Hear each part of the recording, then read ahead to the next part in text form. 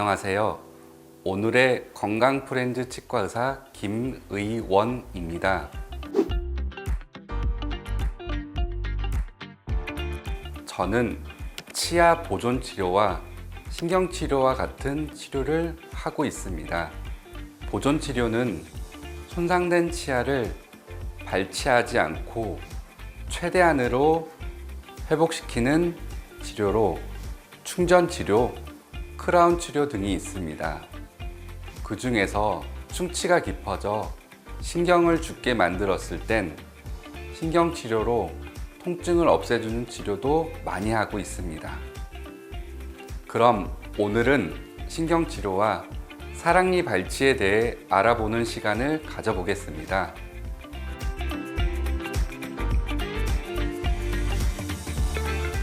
먼저 신경치료에 대해서 말씀드리도록 하겠습니다. 신경치료는 치아 속에 신경이 존재하는 치수가 손상을 받아 염증이 발생했을 때 신경 다발을 제거하고 새로운 재료를 채워 넣어 통증을 없애는 치료입니다. 치수 감염이 의심되는 경우 신경치료를 해야 합니다. 치수가 감염되면 뜨겁거나 차가운 음식을 먹을 때 유독 시린 느낌을 받을 수 있습니다.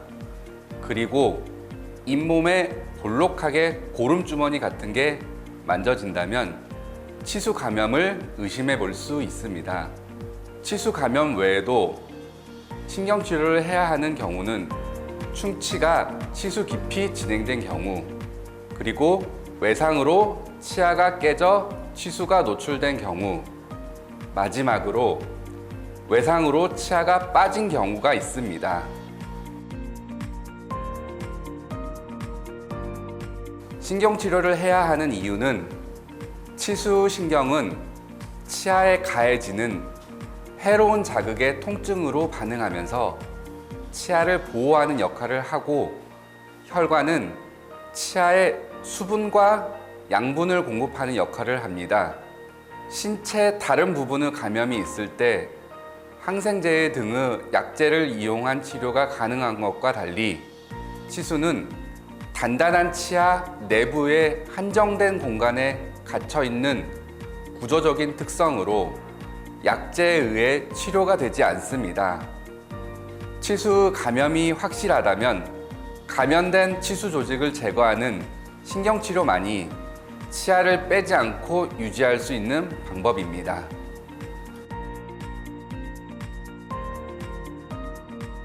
신경치료의 과정은 첫 번째, 치수관 개방 과정이 있습니다. 방사선 촬영으로 치아와 치수관의 형태를 확인한 후 치과용 국소 마취로 통증을 조절하면서 치아 내부로 접근하기 위한 구멍을 만듭니다.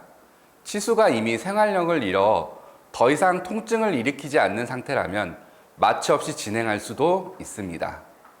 두 번째는 치수 제거 과정입니다.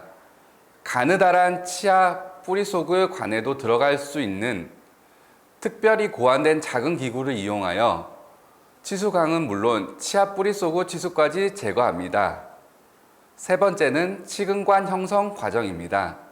소독으로 치근관을 씻어내면서 남아있는 치수 조직이나 변성된 치아 조직들을 제거하고 치수가 제거된 치아 내부의 빈 공간을 다른 재료로 채울 수 있도록 치근관의 형태를 다듬어 줍니다. 네 번째로 치근관 충전 과정입니다. 치아 내부에 대한 정리가 마무리되고 통증이나 염증 반응 등 임상적인 문제가 없다면 깨끗하게 준비된 치근관에 대체 재료를 넣어서 채운 후 입구를 밀봉합니다. 치아의 치근관 내에서 치수를 제거한다는 것은 뿌리 끝 구멍을 통해 치주인대의 혈관과 신경에 연결되어 있던 치수 조직이 끊어지면서 그 부위에 상처가 생기는 것이라고 할 수 있습니다. 상처가 생기면 1차적으로 염증 반응이 일어나면서 치유 과정을 겪게 되는데, 치아의 뿌리 끝에서도 인체의 다른 연조직 부위에서 상처가 치유되는 것처럼 비슷한 과정을 거치게 됩니다. 치근관을 소독하고 치근관 내부를 깨끗이 정리하는 치료 과정을 거치면서 치근단 조직의 염증도 사라지고 통증도 줄어들게 됩니다.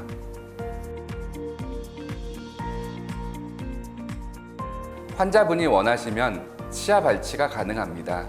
하지만 치아 발치를 하는 치료는 이후에 치아가 발치된 부위를 수복하는 데 부담이 큰 이유로 신경치료가 가능하면 치아를 빼지 않고 치아 내부의 연조직인 치수만 제거하여 통증이나 기타 증상을 없애고 치아가 제자리에서 기능할 수 있도록 보존하는 방법을 권유드립니다. 신경치료의 치료기간은 신경치료 과정을 한 번 방문으로 마칠 수 있기도 하지만 이런 경우는 매우 드물고 보통은 3, 4일 또는 일주일 간격으로 3, 4회 걸쳐 치료를 받아야 합니다. 치아의 해부학적 형태나 시술의 난이도, 증상의 호전 여부에 따라 5회 이상의 치과 방문이 필요할 수도 있습니다.